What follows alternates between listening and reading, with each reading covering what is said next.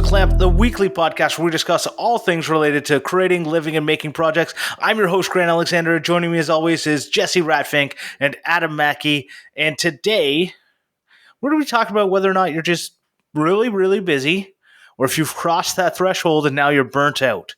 And I wanted to talk about this a little bit because a lot of people think about burnout in certain ways, and there's a lot of stigma around using the term burnout. And a lot of people, I think, get into a state of burnout and their hobby loses the passion that they once had for it. You can get burnt out on your hobby, but a lot of times people try and turn to their hobby to try and relieve stress. And a lot of us here are hobby makers. And you can get into a point where your hobby stops being fulfilling because you're so burnt out from the whatever's, usually it's your job, but burnout can come from other areas. So I just want to start a little bit with what is burnout? The little definition I found online that I liked is burnout is a state of emotional, physical, and mental exhaustion caused by excessive and prolonged stress, right? Mm-hmm.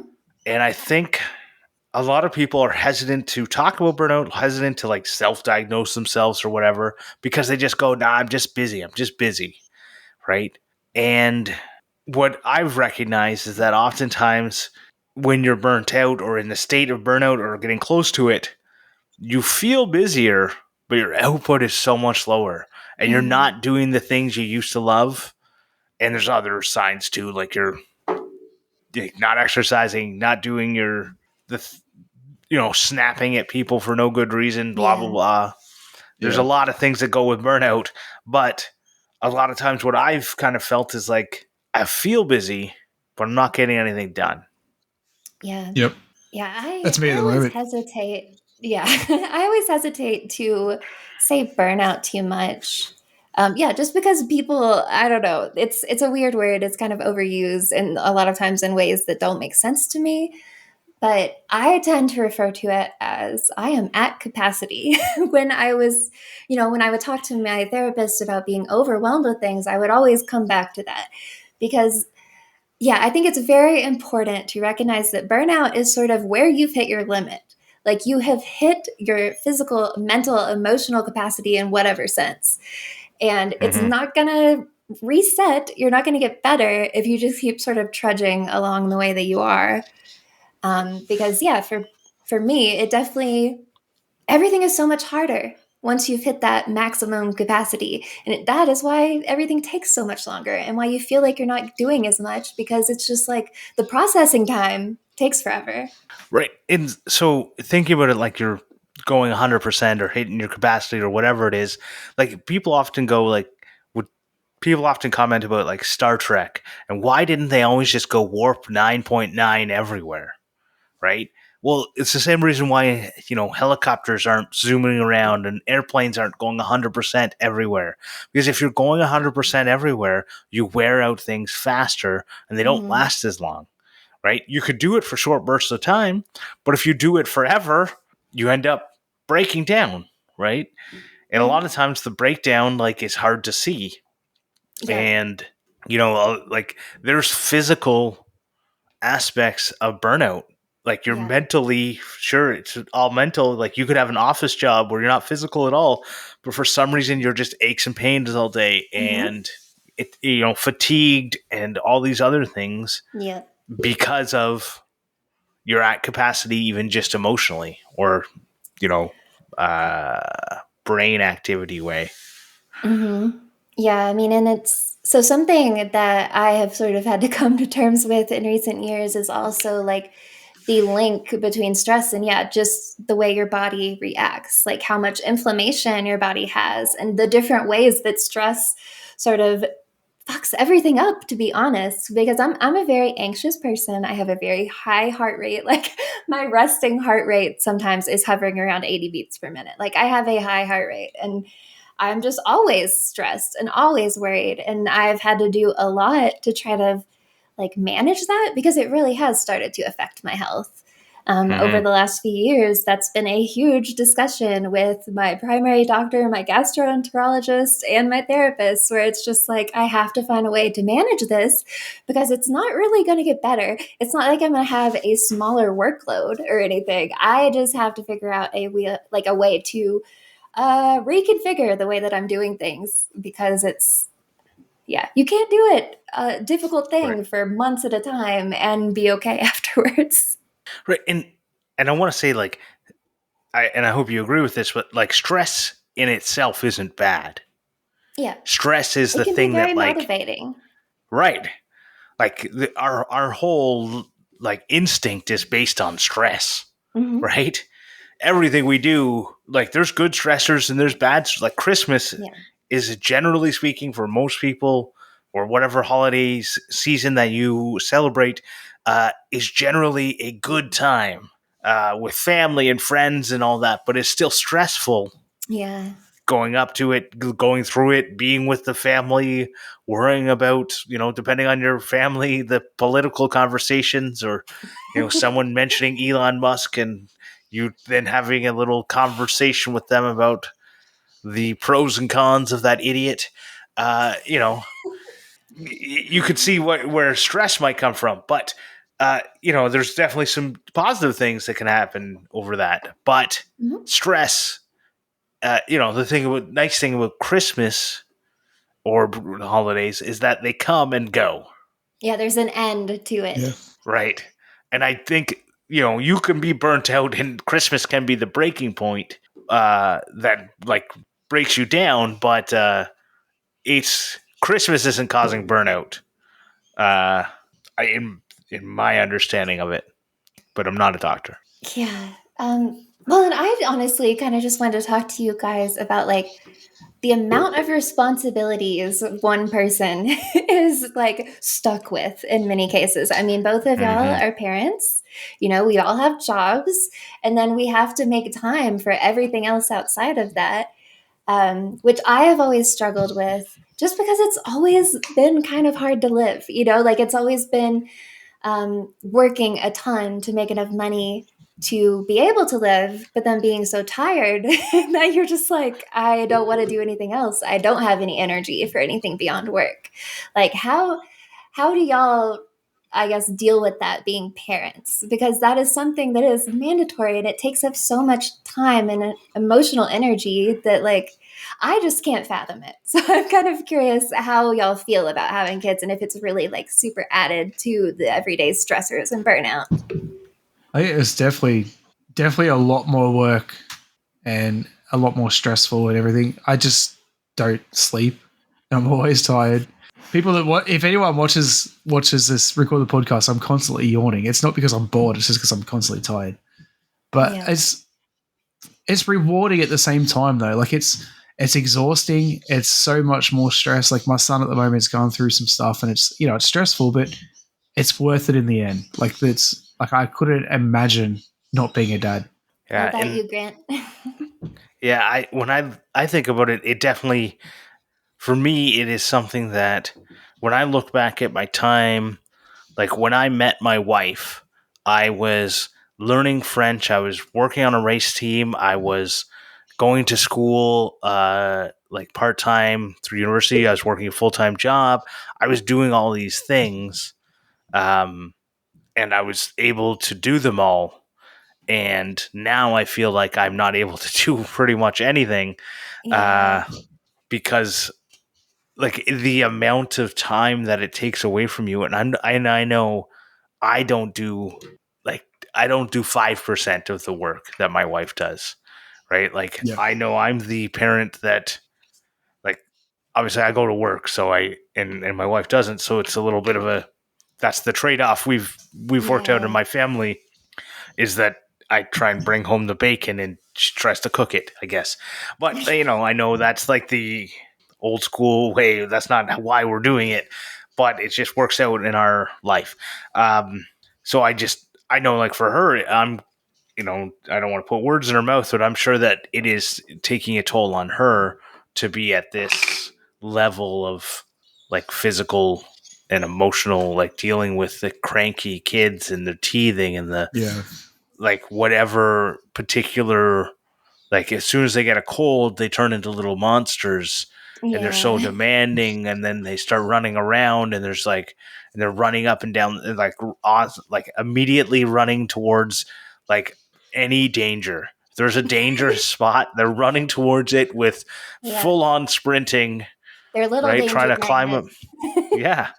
And you're just like, you can't even, if you let your guard down for a second because you're trying to do something else because you only have so much time in your day. Like we had like a little blow up pool in the backyard, and my wife was standing there with our kid right beside him, and he's standing in the pool and he's been in there for a while, and she takes out her phone and she tries to make the grocery order on her phone, and he tries to sit down and on the ledge of the pool, and it slides right into it, and like, he just like dunks himself underwater. It's no big deal, but she throws her phone into the water to save him, and so it's no. always like, it's just like a never ending thing, right? And if she had more time in the day to deal with stuff, then she wouldn't have to do that at the same time. So then she wouldn't throw her phone into the water.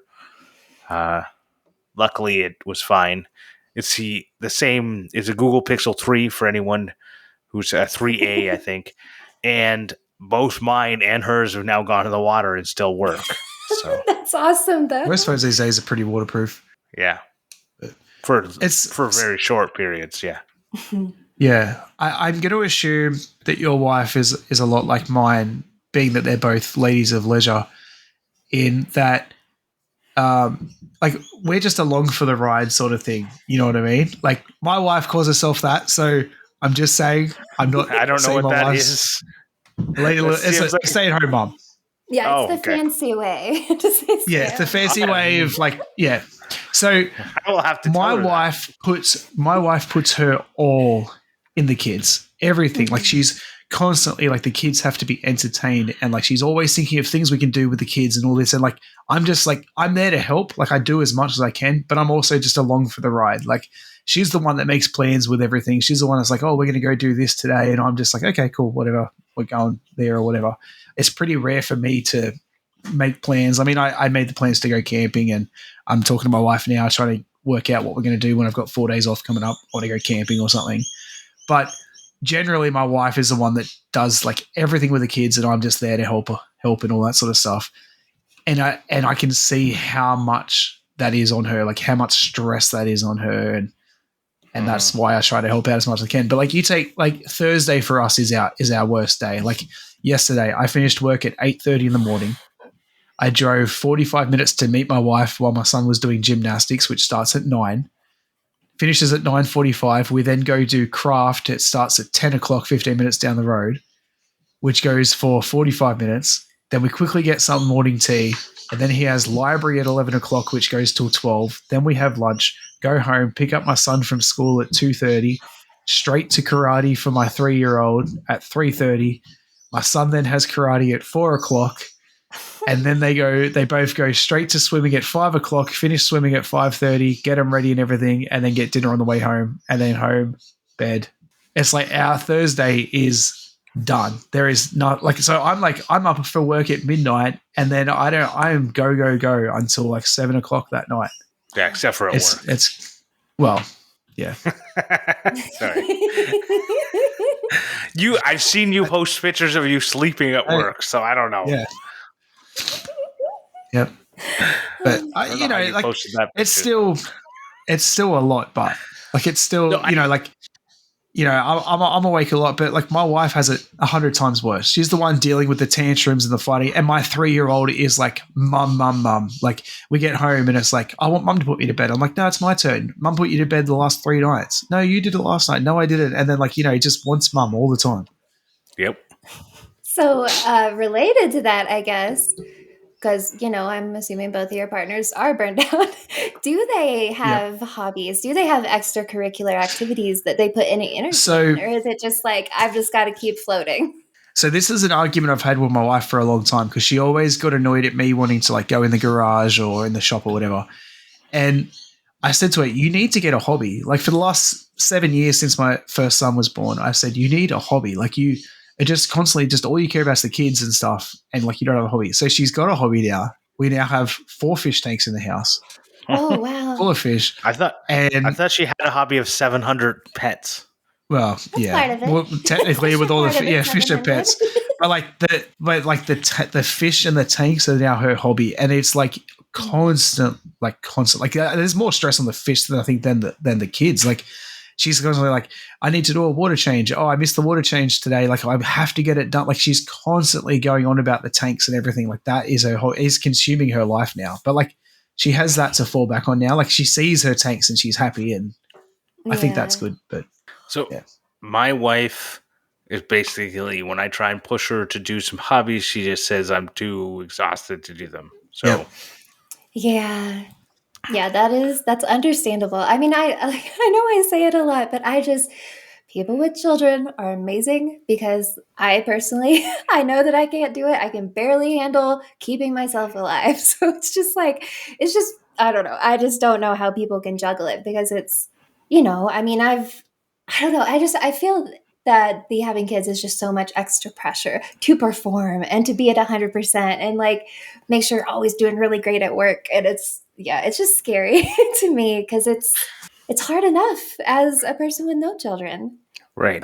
Okay, so to get it off the children a little bit, do you think that your making or your hobby or whatever helps deal with the stress or the burnout, or actually adds to it? Because almost everyone I know has tried to monetize their hobby That's what I was and about to thereby say. making it just another stressful thing you need to Yep. do. Even if it isn't about monetizing, it's about like setting expectations for yourself. Yeah, my hobby did turn into a second job, so it has been something that I haven't been doing for a long time. I mean, I used to embroider probably 3 to 10 hoops a week for a very long time, and I would say in the last few years I've done 4 pieces for people. So it's like it really cut down. So I've had to move away to like kind of working on the art and doing this biodiversity seed experiment that I'm doing, which was very fun and relaxing until I tried to turn it into content. And now I'm starting to get a little stressed about it. So yeah, that's always the hard thing is you don't really want to slide into hustle culture or making money off of it because it just gets bad. But it's so easy to do it. And I don't want to like vilify people trying to hustle, because there is something to that, especially if you hate your job, you want to get out of it, you don't Mhm. enjoy the things you're doing, and you want to hustle so that you can make a better life for you in the future. But what I find is like there's people who have good jobs, love their job, and are still hustling on the side just because that's what they're like expected to do. The like Yes. the culture went too far, right? They're just like, well, Mhm. I expect my hobby to pay for itself. I'm like, why? The whole point of the hobby is that it's a hobby. Like I worked at a hobby shop. There was no one making any money at the hobby shop that I worked at. Like, Yeah. except for me, because I was hustling. I was painting RC car bodies for people, trying to make money. I don't know why I was. I was just part of that hustle thing. And I think like I've been working constantly all the time, often way too many hours a week since I was like 15 years old. Yep. I was 16 when I started. Yeah, I was Yeah. 16 as well. Yeah, it's Right. well, and I don't know how it is like in Canada or Australia, but in the US, hustle culture is such a real thing because we don't get paid enough a lot of times at our one job that we have, so we have to kind of tack on extra things. And I just in America, it's almost like if you don't have multiple jobs, you're slacking. All Right. like honestly, like I know so many people, and even when I was in college, like I knew people with multiple jobs who were also taking a full course load. Like I think that was at that time like 13 hours or above, and it's just yeah, I just don't know. I think maybe it's just some people's personality. Also, some people really thrive in like chaos and constant change, and just like constantly having to meet new goals. And so, yeah, those people love it, but I don't. I don't. I think you can do it for a while, but you're operating at 100%, and you Mhm. can't do Yeah. that forever. And I think this Yeah. is where a lot of people do that for so long that they don't realize that even the letting go for a little bit and like letting off the gas causes stress because they're like, no, I need to fill all those extra hours, right? And they don't Yes. realize, like, I know I was listening to Housemaid talk, Brian House talking on his podcast. We're for it. They were talking about like he works on holidays often but he works with his family, and he's like, I don't want to spend the time sitting around doing nothing. Right? I already do that enough. I've managed my time so that it just doesn't make any sense for me to take this day off or that day off that's mandated because someone else decided it's the day that everyone should have off, right? Like, unless I have something to do, I don't want to go and do it. Makes sense to me. I'm the same way. I used to work all the holidays because I didn't care. I'm like, great, sign me up. I like getting the extra pay, right? Yeah, when I used to be able to get Yeah. overtime, I did do that when I worked retail. Yeah. I work all holidays except for Christmas. Christmas is the only day that I care about being home because I want to be home for my Right. kids in the morning.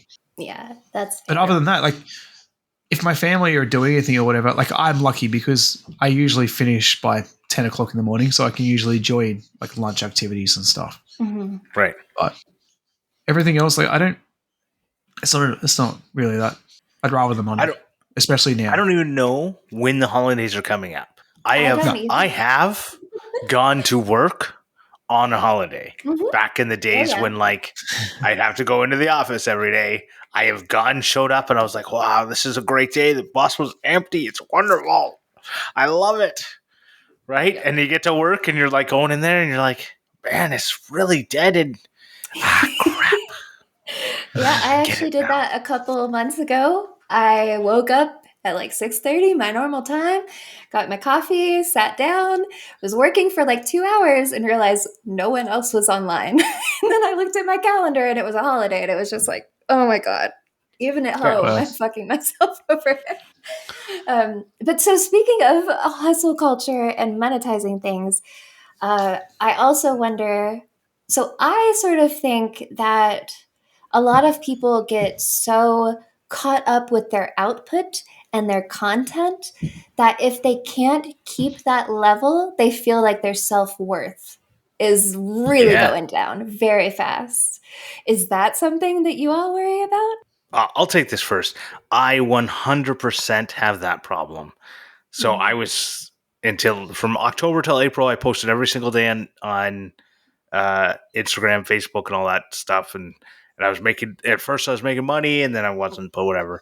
I was growing, and everything was great. And as soon as my output dropped, I like that one day I missed. As soon as I missed that one day, and then everything, all the views went down from that day forward. Even if I tried, everything went down. And when I first Yeah. started YouTube, the first year I did 52 videos in a year. Oh So my that's one god. video a week. I didn't do well, them Yeah. one video a week. Sometimes I did 2 videos a week, and then the next week I didn't do one. But whatever. I basically did one video a week for a year. And now I'm at like 3 videos for 2023 or something. It's like I've got them. They need to be there. But my like I've definitely like give myself the guilt of not producing. But I'm like, Yeah.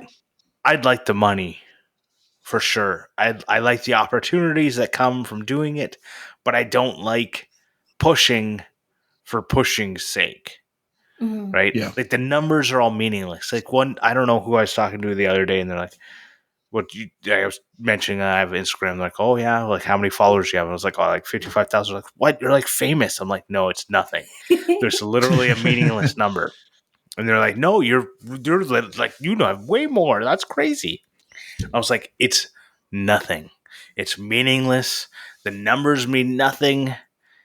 Like it means something to some people for sure, and there's some people Mhm. who will get sponsorships based, and I'm sure that I've gotten some sponsorships based on this little number that's associated with my account. But I just look at it and go, it's really like hard because those numbers are meaningless but meaningful.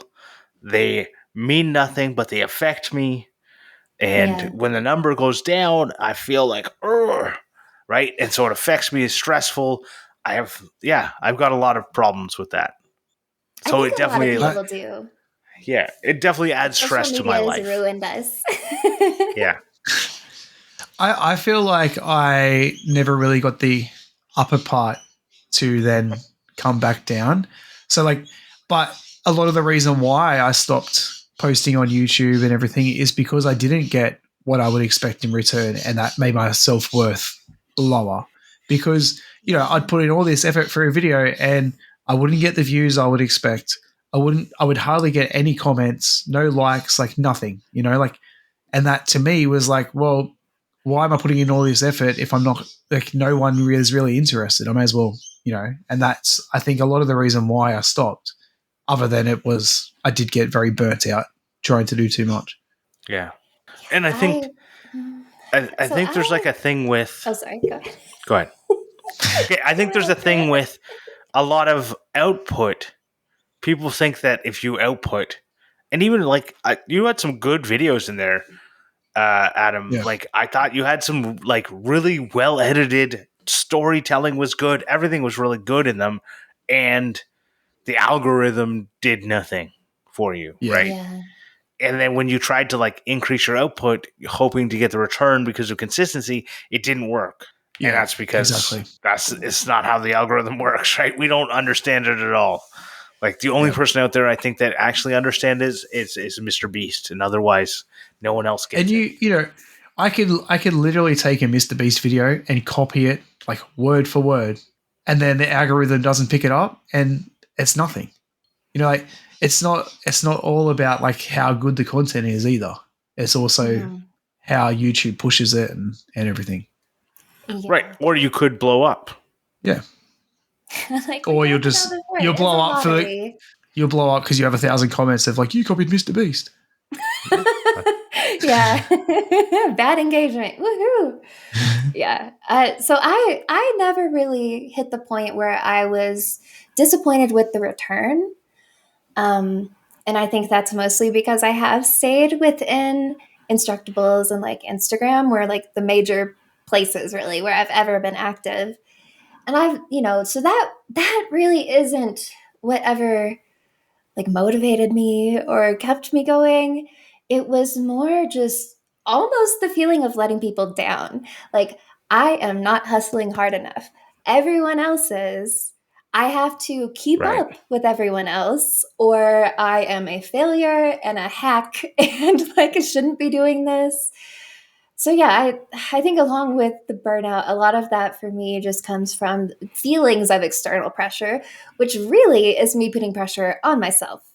Um, because really, when I talk through these like anxious feelings about not doing enough or not being good enough, no one else has ever said that to me. It's Right. me just assuming, and I make it so much worse when it doesn't have to be. I feel like Yep. I did the same thing. I assumed a lot Mhm. and really put a lot of pressure on myself of things that weren't really true, but I told myself they were. Yeah, yeah. That is one of the worst things about social media, I think, because I think in the back of our minds, we all realize that people are putting out the best version of themselves, a very carefully curated, like perfect image. And a lot of times, like even when people post about their fails or something horrible that happened, a lot of times they're still presenting as someone who has all their shit together and they're fine. And or even, I mean, even the filters and stuff that people use, like even just like the way that you appear on all the content that you're supposed to put out, there's so many levels of pressure with it that it's Yeah. just, I don't know how If you're anybody is fine. There's so many like things out there of like vloggers and stuff, like family vloggers and that you don't see the behind the scenes. Like Mhm. I know Roman Atwood back in the day got so much conflict because people were like, "You never discipline your kids or anything," but he does. He just doesn't put it on YouTube videos and stuff. So people were like, "This family's perfect," but they're not. They're only showing the perfect. Right. Mhm. Well, okay. So this is I think that can affect your feelings of burnout because you're trying to keep up with a curated content that other people are putting out. So Mhm. you're not feeling up to the standards you've put out there for yourself. But I don't know. It's all like intermingled, right? And that's why it's a Yeah. whole everything's together. So Mhm. before we get out there too much, because we're going a little long, I want to talk a little bit about different ways that you try and deal with burnout, uh, either positively or negatively, and how they've worked. Um, it's like a lot of people talk about, like, well, you should go and exercise, or you should go and practice mindfulness, and it's going to be like this thing that's going to solve everything. And I think the big problem Yeah. has to do with, or step away from the computer. And it's like, well, if I feel like I'm not getting enough done, but I'm always busy, the last thing I want to do Yeah. is spend 30 minutes not getting anything done. But I realize this is it feels like it's not a good solution, but it probably is. But So should we each name one positive and one negative way, maybe? sure thing. What is that? Adam's, for those listening and not on the YouTube, Adam's put a picture of a filter that makes him look like a model, a male. It's like you and Arnold Schwarzenegger from like the 80s had a thing. That was really weird. I'm gonna put it in our Discord. It's So my weird. my wife was playing with that this morning. It just, you reminded me when you were talking about filters before, and I was like, oh, you should see this filter from this morning. Okay, so productive and unproductive ways you dealt with burnout. So I know the answers to this very quickly. My non-productive way is disassociation. I didn't know what that was called until recently. I actually never talked with my first therapist about like taking downtime and just sitting there because I felt ashamed to say that I was taking any time for myself. And then Yep. with this therapist, I realized that I just kind of forced myself to just sit and completely disassociate. And so I will waste, like, I can waste hours doing that. I didn't realize I was doing it until recently, but it's just, yeah, I get to a point where I'm so overwhelmed that I don't want to talk, I don't want to move, I don't want to look at anything. And so that's the bad way that I deal with it. The productive way is exercise, but then it's also that like where it adds another stressor of having to make time for it sometimes. But Mhm. overall, I feel like the benefits are enough that it makes me keep doing it. And like, yeah, I do make time for it, even if it's like very rushed and kind of crazy. It's just, it's like the one thing that I've really found that actively helps because you can't work out really hard and do anything else. You can't multitask. And so I save myself a lot of like overthinking and focusing on things that I shouldn't have just for that time. And it's great. I don't know. What about you Yeah. guys? My non-productive, I suppose, would be the same. I try to disassociate, except for the problem is that, like, I'll say to my wife, like, oh, do you want to just like sit on the lounge or watch TV or something? And then I get so antsy because I'm just sitting there watching TV and I'm like, I Mm. need to be doing something. What am I doing? Like, I'm wasting time. Like, I don't have much time, free time, like with the kids at school and stuff. Like, I need to get stuff done. And my wife's like, no, just sit. Like, just relax for once. Like, I'm like, I can't. But then in saying that, the productive way that I try to deal with it is to actually get stuff done, like go into the shop, tick stuff off the list, exercise when I can, but I haven't been doing that for a bit because I don't know. I guess as I kind of feel burnout with it all. I don't know. I haven't been like to the gym for 6 weeks. I mean, I have once a week because I have my PT every week, but I haven't actually been like on my own. And my PT's been whooping my ass for it. But I don't know. I have time that I could go on the way home, but I just don't want to. I'm just like, I just cannot be bothered. I just want to go home. I feel like I have so much I need to get done, but I don't. Yep. Mhm. I think But, it's Yeah, I also can. important, though, to recognize that you have just had a death in your family. Like, you're going through, well, there's a lot of I know stuff that's what my happening. PT Like, keeps saying. You know, like you've yeah, been through a anything that lot falls lately. from the Yeah, wayside, it's gonna happen, yeah, you know? That sort of stuff is so hard. I mean, it yeah. just grief is a whole different animal when it comes to motivation and productivity. I mean, like, but the other day, like my trainer said, like, well, I had training on Tuesday. She said, "Are you going to come to the gym tomorrow?" I said, "Yeah, okay, I'll come on the way home from work."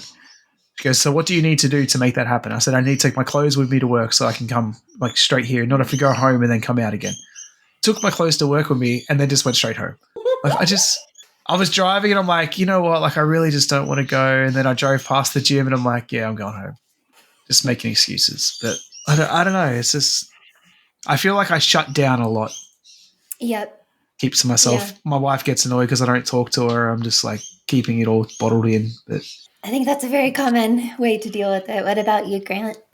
So I'd probably say like a negative one, aside from obviously the drinking, is the doom scrolling. Oh, yes. see, Where I don't do I that. know, yeah, right. Um, you talked about your like TikTok addiction. Not anymore. I got rid of it. Yeah. So that's where it's like one of those things where I just like I get stuck in the like open one app, open another app, open another app, go back to the first app, go back to the second, like I just get in this like little Yeah. like stuck there on the couch going through all the apps until I find something to like just swipe on for a while. And I guess it's like disassociating Yeah. a little Yeah. bit. Mhm. Um and or just like watching YouTube videos with no real like not helpful videos, just like trash TV kind of thing.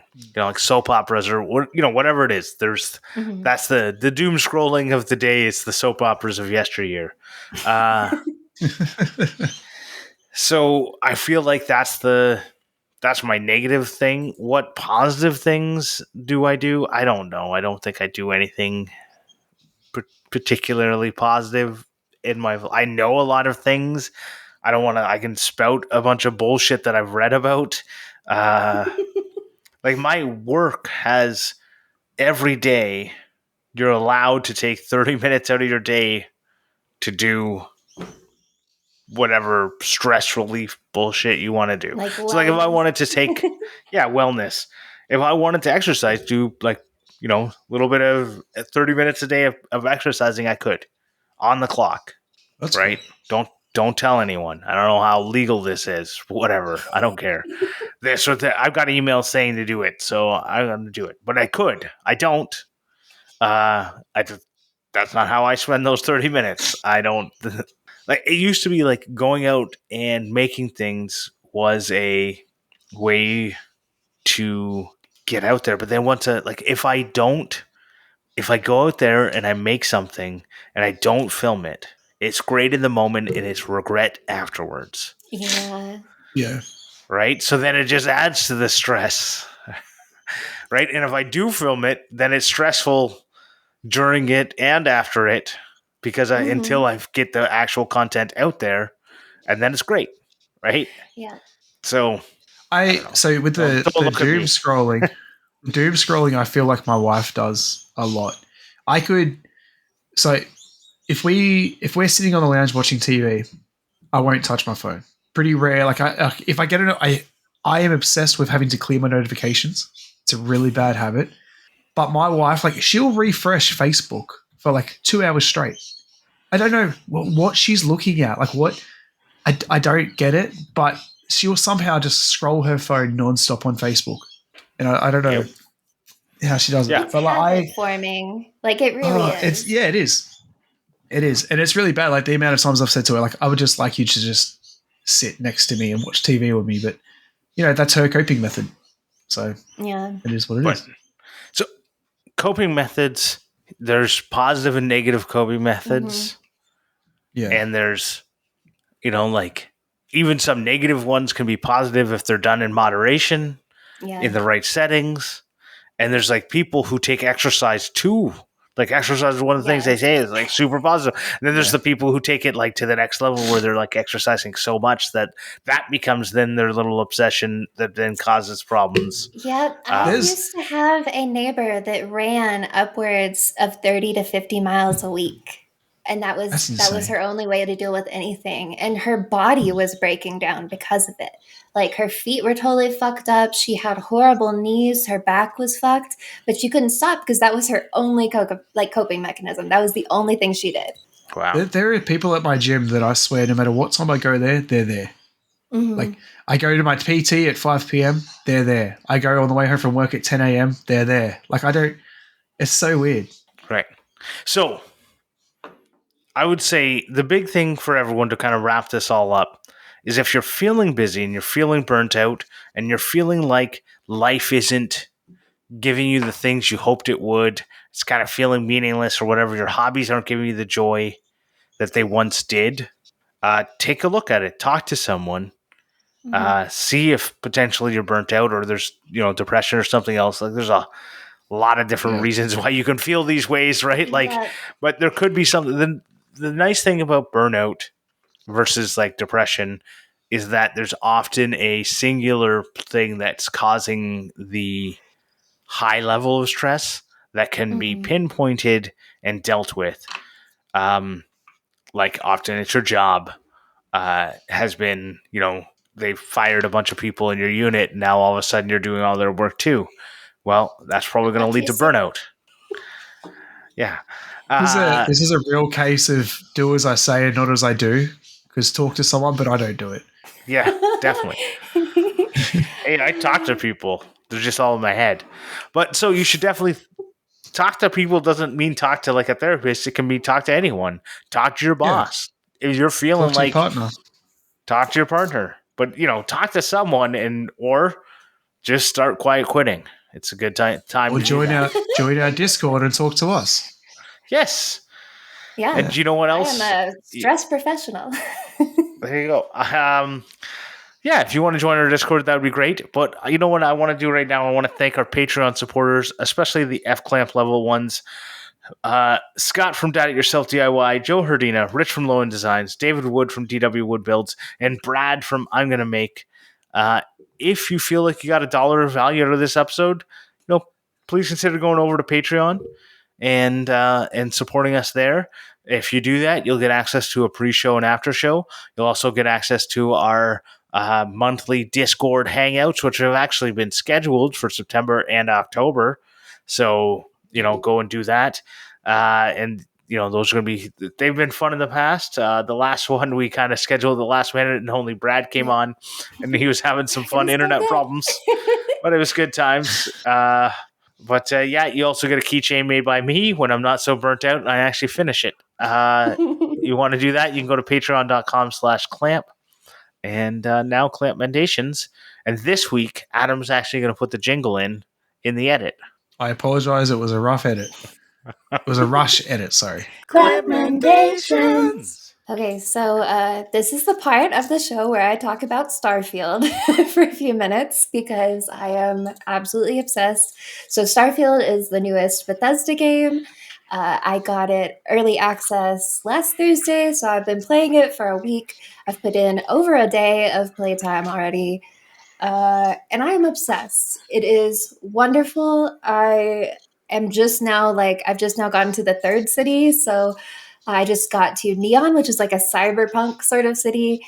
And yeah, I love everything about it so far. The combat is great. The amount of quests, fantastic, because it's like overwhelming. You can have more quests than anyone ever. I probably have like 40 quests right now that are active.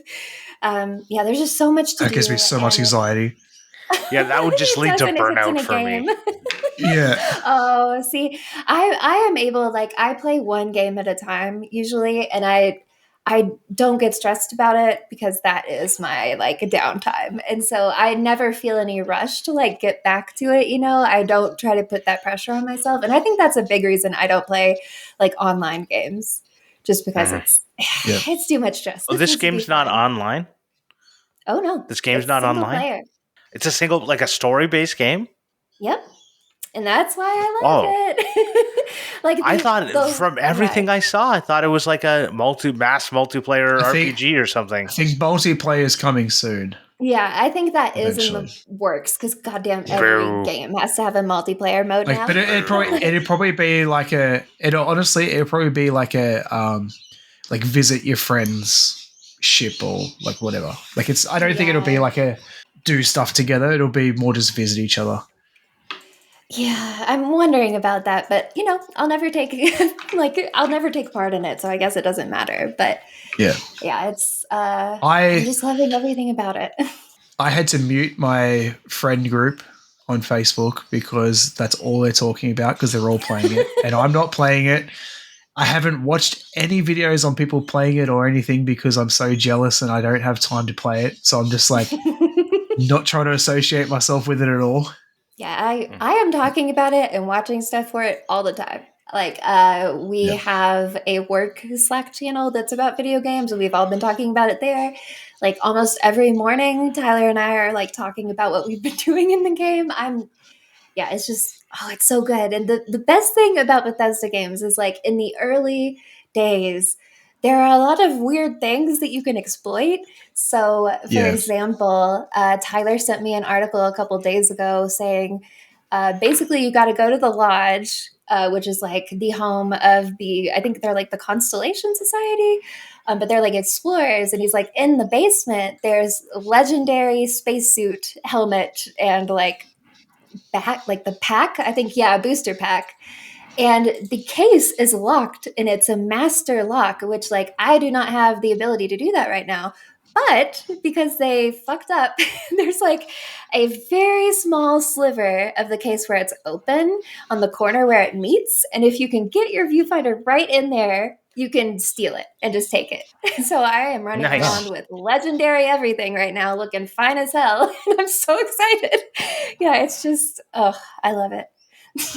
Is it out now, or do I still have to buy the digital premium edition? It is out now.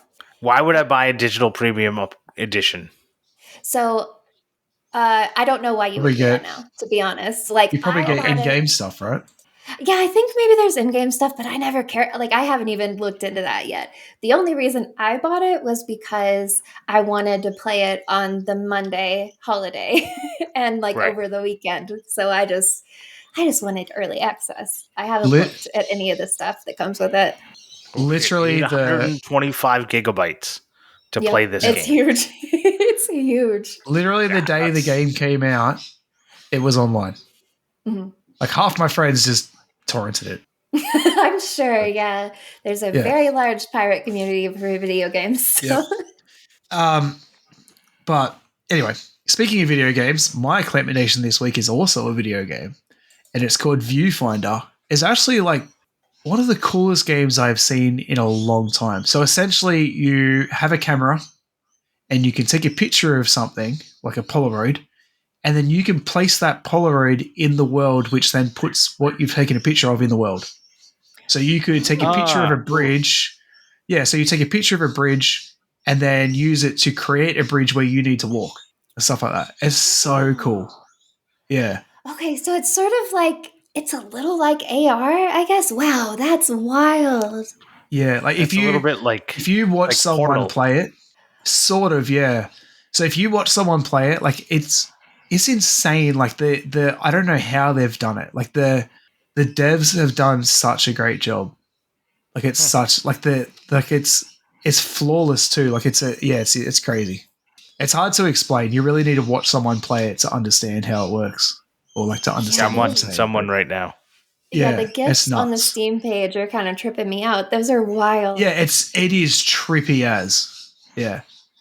And it's like you take a picture of something and then you can turn the picture upside down to create what you need and stuff. Like, or you need like a doorway to get through to somewhere. So you take a picture and then put the doorway where you need it so you can keep going. That's so wild. Like it's and then like whatever you take a picture of is like what it is. So if the picture's black and white, the bridge that you put in is black and white, or if it's like a drawing that you take a picture of, it's then like the bridge would be like a drawing. Like it's nuts, yeah. This top. I don't understand it. Yeah, Yeah, it's it's so hard. trippy, but it's so cool at the same time. Like, Yeah. yeah, Oh, that's so the top review, the end of it, it says the game itself is great. It makes you feel like an idiot and a genius at the same time. That's yep, kind of what I'm getting from the like gifts. yeah, Yeah. yeah, yeah. It's really sick. I might have to download that because now I have Honestly, do the it. computer like set up with the TV. So yeah, maybe I Yep. need to download it. And you can pet the cat. Yeah. Petting the cat is always important. Like if I can't And pet like the cat in the so game, like what the hell are we doing? so the whole point of each level is to like get to the end portal part to like Mhm. finish that part of the map. So there are some where you need to find batteries, right, to charge to turn on the portal. But there's not enough Oh. batteries. So what do? You take a picture of the battery to Oh then my make a God. duplicate of the battery. Like it's insane the That's things they have awesome. thought of. Yeah. Yeah, it's cool. Well, cool. I'm going to recommend everyone go check out Tennille Rosum from Rosum Design. She does leather work, a lot of book strap leather work. But she's in Winnipeg, and I'm going to be going to Winnipeg for work, and I'm going to be hanging out with Tennille if all things go well, and we're going to go to the art museum to see an Inuit art exhibit, and maybe have some drinks afterwards. It's just going to be fun. But yeah, so everyone should go check her out and also buy some of her stuff. Yeah, those are really beautiful journals. Yeah, that's really cool stuff. But now on to the Jessy section. Take it away. Okay, so this week's Ask Us Anything question is from DW Woodbuilds. And the question is, what's your favorite cephalopod and why? Would you guys like me to go first or do you want to go first? Yep, go first. Okay, so I got very excited when I saw this question on the sheet because I do absolutely have one. It is called the Dumbo octopus. They are tiny little orange, adorable guys with Dumbo ears, pretty much. They have giant, like, flaps on their head. And I only knew about that one. And when I Googled this today to make sure I had the name right, I found out that there is like a whole family of these little guys. So the genus name is Grimpotuthus. Grimpotuthus? Yeah, Oh. Grimpotuthus. And oh my God, they're all so cute. So, like, if you're feeling bummed out or sad, look at Dumbo octopuses because they are the cutest fucking thing. I love them so much. I've been obsessed with them since like I was a child. I saw one in Ranger Rick magazine, and that was it for me. I've just been obsessed ever since. Wow. I would have to say that my favorite cephalopod is a dead cephalopod. I don't know. Ah, I have never once, unlike dinosaurs and other things like that, I've never once thought that there was a particular cephalopod that stuck out. But maybe it's like the guys from Star Wars that said it's a trap. That's those guys. Those were my favorites. what about you, Adam? I honestly don't know. I didn't even know what they were until you asked this question. I had a feeling because Um, I asked it to Tyler and he gave me a blank look. So I was like, okay, it's yeah. these like families of animals. And then he was like, oh, okay. Because then, like he was like, oh yeah, cuttlefish, they change color. They're crazy. Yeah. Um, and this is Mm. kind of my like corner of nerdery because when I was little, I really wanted to be a marine biologist. And so I have spent Hmm. way too much time looking at strange underwater animals. Uh, and I love honestly, I don't fish. think I I could just be a marine biologist. The ocean is terrifying. no, it's not. It Um, totally is. It's so asking my favorite fish, unexplored. I could tell you, but Eh. yeah, I don't know about this cephalopod thing. Just say octopus, squid, or cuttlefish. There's 3 of them. Or Just say one of Nautilus. those. Nautilus is another one. Or a Nautilus kraken. was the one that I was looking at, thinking it was cool, but I like krakens Yeah, they actually. Yeah. look really cool. There you go. Kraken. Well, I want to thank TF Turning for the theme song. I want to thank everyone for tuning in and listening this week. I hope that you enjoyed the episode. You can find us and discuss things with us on the Discord server or on Instagram. We're also on Facebook, and I think that's about it. That's the main places we're at. And of course, YouTube and your favorite podcast player, but you're already listening to us, so don't kind of mention that. We would really appreciate if you could write a review if you've enjoyed the show. We haven't had a review in a year. So someone could go on Apple, download the iTunes app, or however. I don't even know how to make the reviews happen anymore. Someone could figure that out. That'd be great. We'd really Someone could appreciate it. figure that out. Yeah. I don't know how it works, but you can do it. I believe in you. And if you're too burnt out to do it, just remember that this is part of your hobby. So it's helping your burnout. And until next time, cheers and have a great day. Bye. Bye.